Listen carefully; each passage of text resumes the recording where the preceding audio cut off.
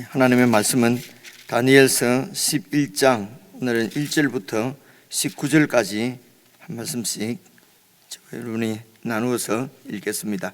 11장 1절입니다.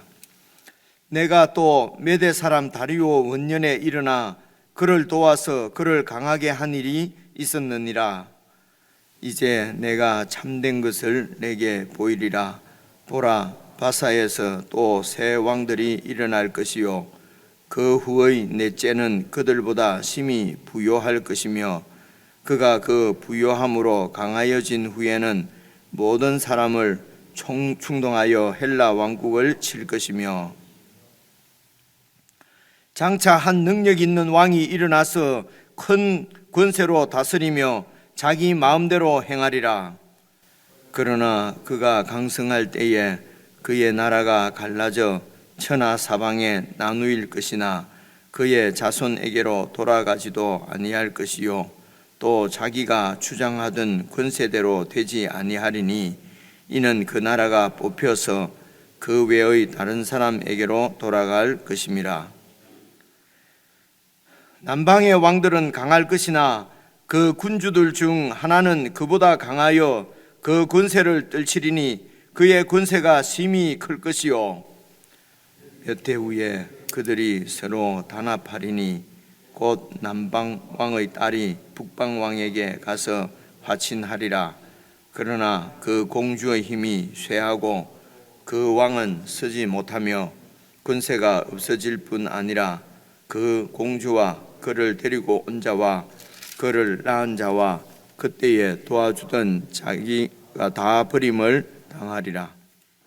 그러나 그 공주의 본 족속에게서 난 자 중의 한 사람이 왕위를 이어 권세를 받아 북방 왕의 군대를 치러 와서 그의 성에 들어가서 그들을 쳐서 이기고 그 신들과 부어 만든 우상들과 은과 금의 아름다운 그릇들은 다 노략하여 애굽으로 가져갈 것이요 몇 해 동안은 그가 북방 왕을 치지 아니하리라. 북방 왕이 남방 왕의 왕국으로 쳐들어갈 것이나 자기 본국으로 물러가리라.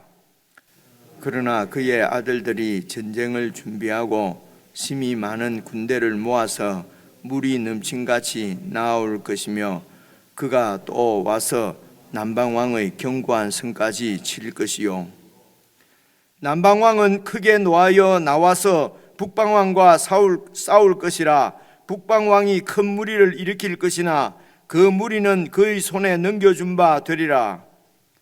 그가 큰 무리를 사로잡은 후에 그의 마음이 스스로 높아져서 수만 명을 엎드릴 것이나 그 세력은 더하지 못할 것이요 북방 왕은 돌아가서 다시 군대를 전보다 더 많이 준비하였다가 몇 대 곧 몇 해 후에 대군과 많은 물건을 거느리고 오리라. 그때에 여러 사람이 일어나서 남방 왕을 칠 것이요 내 백성 중에서도 포악한 자가 스스로 높아져서 환상을 이루려 할 것이나 그들이 도리어 걸려 넘어지리라. 이에 북방 왕은 와서 토성을 쌓고 견고한 성읍을 점령할 것이요 남방 군대는 그를 당할 수 없으며 또 그가 택한 군대라도 그를 당할 힘이 없을 것이므로 오직 와서 치는 자가 자기 마음대로 행하리니 그를 당할 사람이 없겠고 그는 영화로운 땅에 설 것이요 그의 손에는 멸망이 있으리라. 그가 결심하고 전국의 힘을 다하여 이르렀다가 그와 화친할 것이요 또 여자의 딸을 그에게 주어 그의 나라를 망하게 하려 할 것이나 이루지 못하리니 그에게 무익하리라. 그 후에 그가 그의 얼굴을 바닷가로 돌려 많이 점령할 것이나 한 장군이 나타나 그의 정복을 그치게 하고 그 수치를 그에게로 돌릴 것이므로 그가 드디어 그 얼굴을 돌려 함께 읽겠습니다. 자기 땅 산성들로 향할 것이나 거쳐 넘어지고 다시는 보이지 아니하리라. 이래서 이제 다니엘서를 어렵다 그러고 읽기도 어렵습니다. 그런데 이제 여기서 말하고자 하는 것은 한 두세 가지 분명한 것 같습니다. 이제 그 부분만 저희들이 잘 살펴보고 쭉 좀 간략하게 어쨌든 제가 좀 줄여서 설명을 한번 해보도록 하겠습니다. 여러분 11장 1절을 다시 보시면요, 내가 지금 이게 내가 말하고 있는 사람은 지금 그 다니엘에게 나타나서 지금 하나님 말씀을 전해주고 또 하나님의 뜻을 전하는, 그러니까 18절 보면은 또 사람의 모양 같은 것 하나가 나를 만지며 나를 강건하게 하여 이르되 10장 18절입니다. 19절 이르되 큰 온청을 받은 사람이여 두려워하지 말라, 평안하라, 강건하라, 강건하라, 그가 이같이 내게 말하여, 그래서 내가 곧 힘을 내서 그래서 말씀하옵소서 그렇게 얘기를 했다는 것 아닙니까? 그러니까 이 사람은 지금 그 16절에 어제 말씀드린 대로 인자와 같으니, 혹은 또 10절에 보시면은 한 손이, 그리고 5절에 보시면은 그때에 내가 눈을 바라본 적 한 사람이 세마포서 옷을 입고 있었고, 그래서 하나님께서 다니엘에게 이 하나님의 진리를 전해 주시기 위해서 보낸 하나님의 사자로 그렇게, 그러니까 천상의 존재입니다. 그것을 우리가 그냥 천사라고 표현을 합니다. 환상 중에 지금 보는 거니까요. 그래 그 천사가 10장 21절 보시면요, 오직 내가 먼저 진리의 글에 기록된 것으로 네게 보이리라, 나를 도와서 그들을 대항할 자는 너희의 군주 미가엘뿐이다. 그래서 미가엘이 나를 도와서 그게 이제 10장 13절에 나오지 않습니까? 네가 기도할 때, 겸비한 마음으로 기도할 때 하나님께서 그 기도에 응답하셔서 앞으로 되어질 일을 너에게 다 알게 하시려고 나를 보냈는데, 이 바사국의 이런 천사들이 나를 막아서 이렇게 올 수가 없었는데, 미가엘 천사는 이제 그 유다 이스라엘의 이제 천사입니다. 그러니까 천상의 대표지요. 천상에서 이제 이 유다 민족의 이 이스라엘의 대표로 지금 보이는 천사가 이제 21절에 나오는 10장 21절에 나오는 미가엘입니다. 그래서 미가엘이 나를 도와서 내가 이렇게 올 수 있었다. 그리고 11절 보면요, 내가 또 메대 사람 다리오 원년에, 그러니까 이 다리오가 이제 메대 사람 다리오 원년에도 그를 도와서 그를 강하게 한 일이 있었느니라. 이 그가 미가엘 천사를 말하는 것인지 다리오 왕을 말하는 것인지 좀 애매합니다. 그런데 계속해서 지금 이 천상의 존재들의 이야기를 하고 있기 때문에 다리오는 메대의 왕이니까요.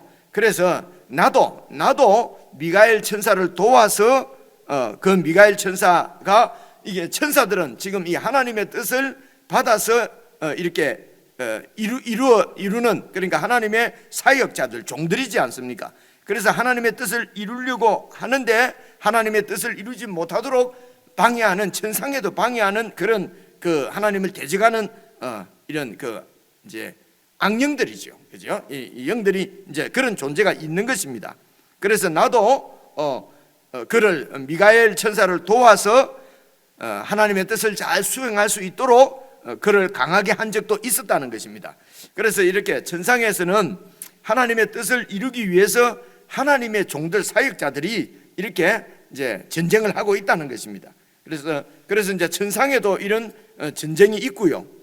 그리고 이제 2절부터 보면은 이제 내가 참된 것을 네게 보이리라. 그래서 이 참된 것이 바로 10장 21절에 나오는 진리의 글입니다. 진리의 글 21절에 나오지요. 오직 내가 먼저 진리의 글에 기록된 것으로 네게 보여주겠다. 그죠? 그래서 이제 이 진리가 바로 하나님의 뜻입니다. 이 세상에서도 지금 이 대제국의 어떤 이 왕들, 그리고 그 제국의 왕 밑에서 또 왕 노릇하는 많은 이런 권세 있는 자들, 힘 있는 자들에 의해서 역사가 진행되어 가는 것 같지만은, 그 모든 인간의 역사를 진리의 글을 통해서 하나님의 뜻대로 이 역사가 이렇게 이루어져 간다는 것입니다. 그래서 앞으로 참된 것을 네게 보이는데 보라, 바사에서 또 새 왕들이 일어날 것이다. 그리고 그 후에 넷째는 그 다른 왕들보다도 심히 부요해서 그가 그 부요한 것을 가지고 강하여진 후에는, 그러니까 자기가 강해지면은 또 이제 모든 사람을 충동해서 저기 헬라를 치게 될 것이다. 그죠? 그래서 이게 지금 바사는 지금 여러분 이란 쪽을 이렇게 생각하시면 됩니다. 시리아 중동이지요. 그죠? 그리고 터키를 넘어서 터키를 지나서 우리가 그 신약성경 그 바울의 전도 여행할 때 여러 번 보았지 않습니까? 이제 그 터키를 지나서 유럽으로 이렇게 넘어가면 유럽입니다. 그죠? 그래서 이제 유럽에 제일 먼저 나오는 그 지역이 마케도니아 지역이라고 그렇게 말씀을 드렸습니다. 그 마케도니아 지역 그 아래로 내려오면 고린도도 있고 아테네도 있고 하는 데가, 그것이 이제 아가야 지역이라고 하는데요, 이곳을 헬라라고 그래. 그리스, 지금 우리가 그리스 반도지 않습니까? 거기에서 이제 동쪽으로 서쪽으로 좀 더 가게 되면은 이제 로마가 나오는 이탈리아 반도가 나오거든요. 그러니까 이쪽 오른쪽에 있는 이라크 쪽에 있는 이 바사가 이제 힘이 커지면은 또 계속해서 이제 진출을 해서 온 세계를 다 먹으려고 하는 거지요. 이게 이제 그 인간의 욕심이죠. 인간의 그 하나님 형상대로 지음을 받았는데, 그래서 하나님의 뜻을 잘 수행하도록 그렇게 하나님께서 지으셨는데, 그 하나님이 주신 것을 가지고 도리어 자기가 왕 노릇을 하는 것입니다. 그래서 조그만 나라의 왕을 가지고는 이것은 이래 가지고는 자기 그 왕이 되면은 그 자기를 계속해서 높이려고 하는 것입니다. 자기가 하나님 자리에 앉으려고 하는 것이요. 이게 죄입니다. 그죠? 그래서 제국의 왕들은 거의 이렇게 제국의 왕들이 하나님을 섬길 수가 없는 것입니다. 하나님을 섬기는 것 같은 것도 모든 잡신들을 다 섬깁니다. 왜냐하면 신들의 도움을 얻어서, 그리고 자기가 신이 되겠다는 것입니다.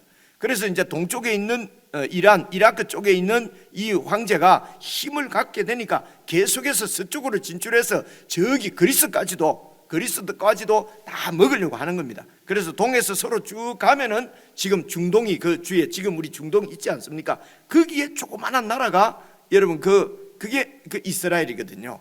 이스라엘은 세계 역사에서는 존재감이 여러분 전혀 없습니다. 지금 일단 여기에서 바사와 헬라는 헬라 왕국을 친다고 그랬잖아요. 그래서 헬라 왕국을 치는 것은 동쪽에서 일어난 제국이 서쪽 헬라를 치는 것입니다. 헬라가 그리스에서 좀 더 가면 로마가 있어요. 근데 로마가 이제 사실은 서쪽에서 동쪽으로 쳐서 온 세계를 다 통일하는 거지요. 이 역사를 지금 우리들은 이제 다 역사가 지난 다음에 보고 있기 때문에 이게 이것이구나, 여기를 얘기하는 거구나, 이제 이렇게 알 수가 있어요. 근데 다니엘 때는 앞으로 어떻게 될 것인지, 다니엘의 관심은 하나님의 나라 유다 백성입니다. 유다 백성이 지금 유다 백성과 그리고 하나님의 임재를 상징하는 성전입니다. 그 성전이 파괴되고 하나님의 백성들이 지금 이 바벨론의 포로로 잡혀와 있습니다. 그래서 이 포로 생활이 언제 끝날지, 어떻게 하나님 나라가 다시 회복될지 도저히 알 수가 없는 상황인데, 성경을 예레미야서를 보다가 70년, 하나님께서 70년을 말씀하셨구나, 그래서 70년이 이제 곧 되겠구나, 그렇게 해서 여러분 9장에 기도하는 모습을 우리가 보았고요. 그래서 이제 그 바사가 고레스에 의해서 바벨론이 멸망하고 이제 고레스가 왕으로 세워졌습니다. 그래서 고레스가 이렇게 이제 유다 백성들을 유다로 돌아가서 네 하나님의 성전을 세워라, 도저히 이루어질 수 없는 이런 일들이 이루어진 것입니다. 그런데 많은 유다 백성들은 이렇게 고토로 돌아가기를 그렇게 절개하지 않았습니다. 그래서 5만 명 정도가 이제 돌아가서 거기서 이제 이 성전을 건축하게 되는데, 그러니까 유다 백성들은 일단 성전이 세워지면은 그곳에 하나님이 계시는 것이에요. 그런데 이 성전이 이렇게 짓다가 지어지지가 않고 그냥 다시 또 이런 그 주의의 반대로 이렇게 세워지지 못한다는 것은, 이 여기도 전부 이 지금 이 바사 페르시아의 왕이 통치를 하는 데거든요. 그래서 고레스 왕은 그렇게 허락을 해서 세워질지 몰라도 뒤에 아수에로 왕이든지 이런 데서는 또 뭐 조서 이런 것을 이렇게 이 투서를 받고 또 이렇게 지원을 하지 않는 거지요. 그래서 이제 이 나라가 성전이 세워지지 못합니다. 이제 이런 여러 가지 상황 가운데서 이 지금 다니엘은 도대체 하나님의 뜻, 하나님의 나라가 어떻게 될 것인가, 이제 이것이 너무도 힘든 것이죠. 그래서 이제 기도하는 중에 지금 하나님께서 그 기도를 들으시고 내가 앞으로 보여주겠다는 것입니다. 앞으로 일어날 일을 보여준다는 것입니다. 이 바사도 멸망하고, 그리고 또 헬라 제국이 세워질 것인데 이 헬라도 멸망하고, 또 이 헬라는 로마에 멸망하고, 그래서 너희들 눈에 보기에는 이렇게 그 세상 나라에 의해서 다 이 역사가 흘러가는 것 같지만, 이런 모든 것을 다 주권적으로 통치하는 존재는 바로 이스라엘의 하나님, 성전에 거하시는 하나님, 여호와 하나님 나라고 하는 것을 지금 다니엘에게 이제 보여주시는 것입니다. 그래서 이렇게 지금 세상을 바라보면 도저히 소망이 없다. 그러나 그 가운데서 그 진리의 말씀으로 하나님의 뜻으로 이 세상을 통치하는 그 하나님을 바라보고 하나님을 믿으라는 것입니다. 그렇죠? 이 하나님이 통치를 하기 때문에, 믿기 때문에 어떻게 하라고요? 아무것도 하지 말고 주저앉아 있으라는 것이 아니고, 그래서 세상은 어떻게 흘러가든지, 세상은 어떻게 해서 잘 살게 되고, 어떻게 해서 힘을 갖게 되고 행복할 수 있다, 여러 가지 이런 그 요설들이 있지만은 그야말로 다 요설이라는 것입니다. 하나님의 나라와 그의 의를 구한다. 그분의 말씀대로 그곳에서, 너희가 있는 곳에서 하나님의 뜻이 이루어지도록 하나님께 순종하고 하나님 방법대로 살아라고 하는 것입니다. 그 얘기를 그냥 다니엘에게 하는 것입니다.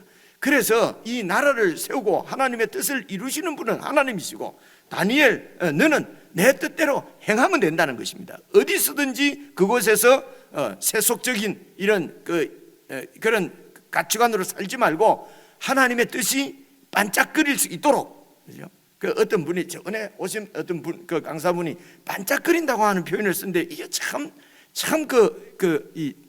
이게 표현하기가 참 좋은 말인 것 같아요. 우리는 그곳에서, 있는 곳에서 하나님의 빛을 반짝거릴 수 있도록 하나님의 뜻대로 살면 된다는 것입니다.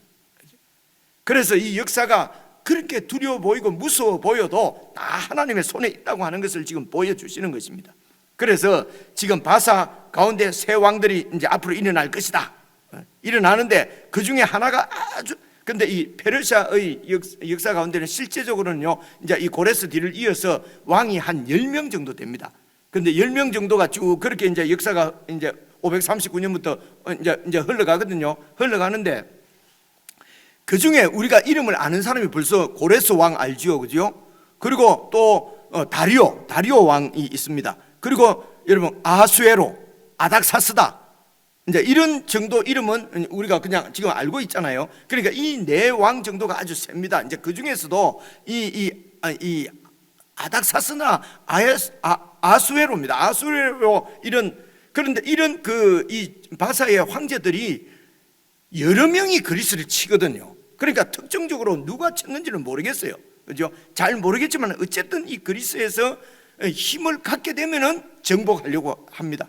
그 중에서 이제 이 학자들은 이 아수에로 왕이라고 얘기하는 사람도 있고, 그 뒤에 다리오 3세도 또 이렇게 아주 그 권력이 셌거든요. 그러니까 다리오 3세라고 얘기하는 사람들도 있고, 아닥사스다 왕이라고 얘기하는 사람들도 있어요. 그런데 이제 그거는 정확하게 우리가 알 수가 없지요. 어쨌든 그 역사, 바사 왕들의 그 역사 가운데서 힘을 가진 자가 또 이렇게 그 헬라를 칠 거라는 것입니다. 그 얘기입니다. 보십시오. 보시면요, 이제 내가 참된 것을 네게 보이리라. 그러니까 인간 역사가 참된 것은 뭡니까? 사실은 인간 역사는 하나님 손에 있다는 것입니다. 그냥 염려하지 말라는 것이죠.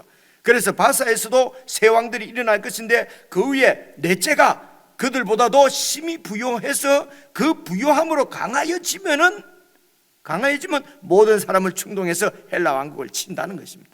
그래서 강해지고 부해지면은 그래서 예수님도 그랬지 않습니까? 부자가 천국에 들어가기는 낙타가 바늘기로 들어가는 것보다도 어렵다, 그죠?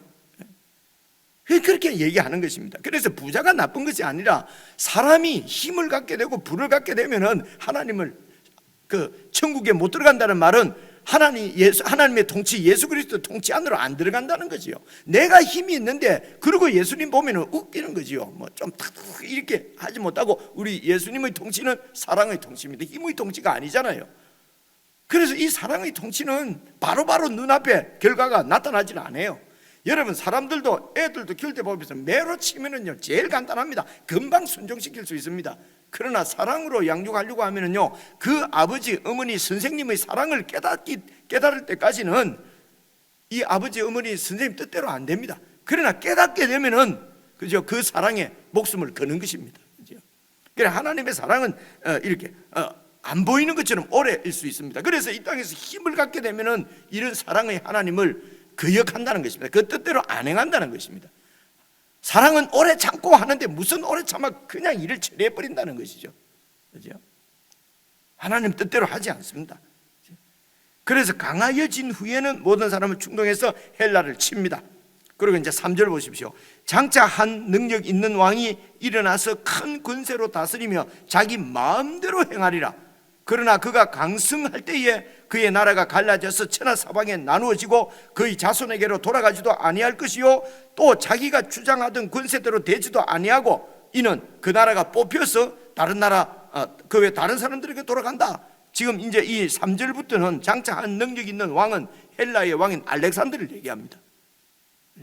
알렉산더가 왕이 돼서 그 큰 권세로 자기 마음대로 행합니다. 이 알렉산더는 이 지금 영웅이잖아요, 그죠? 그래서 세상에서는 영웅전 이런 데 보면 알렉산더가 나와요.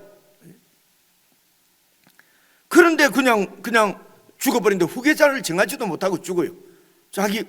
그래서 후계자를 정하지도 못하니까 그 아들이나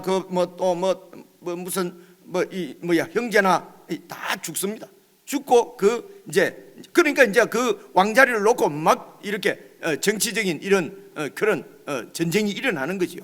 그래서 나라가 크게 4개로 나뉩니다. 아무런 혈통적으로는 알렉산더하고 아무런 관계없는 알렉산더의 그 장군들이 막 싸워서 나라가 넷으로 이제 나누어지거든요. 자, 여기에서요, 이게 별로 어렵지 않습니다. 나라가 넷으로 나누어지는데요, 여러분 그 유다가 있지 않습니까? 예루살렘 유다 위로 보면은요, 이제 우리가 시리아가 있습니다. 보통 여러 번 얘기했지 않습니까? 시리아 위쪽으로, 그 이제 아람이죠, 옛날에는. 지금도 시리아입니다. 시리아 그 위쪽으로 보면은 이제 그 지금 이라크 있는데 그 이제 터키까지 이렇게 쭉 여기까지를 이제 셀루코스라고 하는 그 장군이 이제 여기를 맡았어요. 그죠? 그리고 이 유다를 중심으로 해서 밑으로 가면은 이집트입니다. 이집트는요, 이렇게 이제 목사님도 말씀했습니다만은 원래 발음이 프톨레미입니다. 프톨레미가 이게 나라를 차지했어요. 그죠?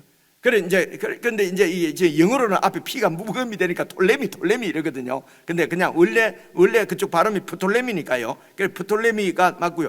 그리고 여러분 그리고 이제 이란 쪽으로 이렇게 동쪽으로 그쪽으로 또 장군 하나가 맞고요.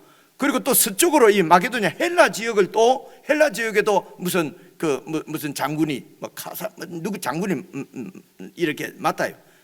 그런데 이제 어떻게 하다가 이제 이 2개만 남습니다. 이 이스라엘을 중심으로 해서 북쪽에 있는 그 시리아, 그러니까 시리아라고 보면 됩니다. 그리고 남쪽으로는 이집트예요. 그래서 시리아 쪽에는 셀루코스 처음이니까 왕이 되니까 1세라고 그럽니다. 1세. 그리고 이제 밑에 이 이집트 쪽에는 이제 프톨레미 1세가 이제 나라를 세운 것입니다. 그래서 이 나라들이 또 싸우는 것입니다. 이런 바보에서 5절 보십시오. 남방의 왕들은 강할 것이나, 이 남방의 왕들이 프톨레미 왕조입니다. 그러니까 벌써 바사가 멸망하고 헬라가 세워졌는데 알렉산더가 죽고 이제 나라가 이렇게 그 프톨레미 왕국과 그리고 셀루코스 왕국과 이렇게 이제 2개로 이제 그 중간에 뭡니까? 중간에 이스라엘이 있는 것입니다. 그래서 이제 남방의 왕들은 강할 것이나 프톨레미 이제 그 왕조입니다. 그 이집트가 강했거든요. 그래서 남방의 왕들은 강할 것이나 그 군주들 중에 하나는 그보다도 더 강하여 권세를 떨치리니 그의 권세가 심히 클 것이요. 그러니까 남방의 왕들은 이거는 이제 프톨레미 1세 밑에 그 이제 왕들이고요. 그리고 그렇지만은 그 군주들 중 하나는 그보다 강하여 권세를 떨치니 그의 권세가 심히 클 것이요. 이것은 이제 북쪽에 있는 이 셀루코스 왕조를 말하는 것 같아요. 근데 이제 6절 보십시오. 몇 해 후에 그들이 이제 나오지 않습니까? 남방 왕과 또 북쪽 왕 그들이 서로 또 단합합니다. 정치적인 걸 싹 봐서 또 힘이 비슷비슷하면은요 또 딸 주고 막 사위 삼고 어쩌고 저쩌고 이렇게 해서, 그래서 남방 왕의 딸이 북방 왕에게 가서 화친하리라. 이때가요. 이때가 한 250년, 300년 BC 이쯤, 그러니까 이것을 신구약 중간사라고 얘기합니다. 그래서 그냥 대략 제가 생각나는 대로 말씀 한번 드려볼게요. 그래서 이때가 톨레미 2세 때입니다. 이제 1세들은 또 죽고요.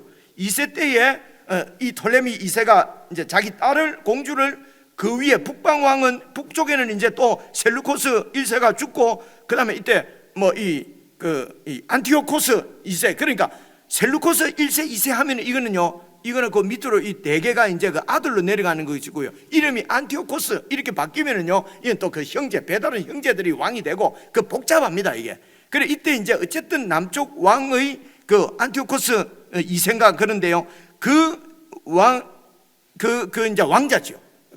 그때 왕자인데, 이제 이 부인이 있는데도 그 부인하고 이혼을 시키고, 이 이제 남쪽 왕이 자기 딸을 이렇게 이제 그래서 이제 사돈을 맺어가지고 서로 잘 지내자는 거죠. 그렇게 진짜로 잘 지내려고 그러는 것이 아니고요, 다 이렇게 정략적으로 결혼을 시켜서 다 자기의 이겨 먹이려고 그러는 것입니다, 사실은요.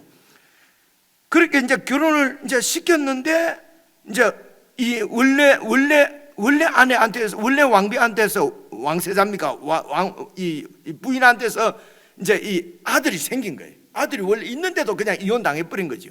그래서 이제 이렇게 이제 다른 이 남쪽의 공주가 와서 이제 왕비가 나중에 왕이 되는 거예요. 그러니까 이쪽에 이제 아들이 있지 않습니까? 이게 이제 셀루코스 3세인데요. 그러니까 이제 들어온 공주를 죽이려고 할 거 아닙니까? 그죠? 그러니까 이 공주는 또 자기 본국의 친정에다가 협조를 요청할 거 아닙니까? 이때 이제 프톨레미 3세입니다.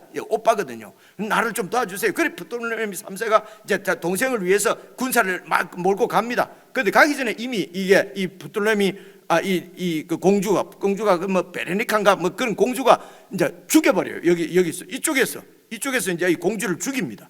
그리고 공주가 그때도 아들을 낳았는데 아들도 죽이거든요. 그러니까 이제 프톨레미가 자기 동생도 죽고 이제 조카도 죽었지 않습니까? 이제 이 동생이 거기서 또 세력을 장악해가지고 어떻게 되면은 이제 이렇게 자기 편도 생기고 이러면은 이제 그렇게 해서 뭐 자기가 다 이렇게 먹으려고 이제 그런 계획들이 그냥 무산되는 거죠. 그죠? 대략 그렇게 하고 한번 봐보십시오. 6절 보시면요.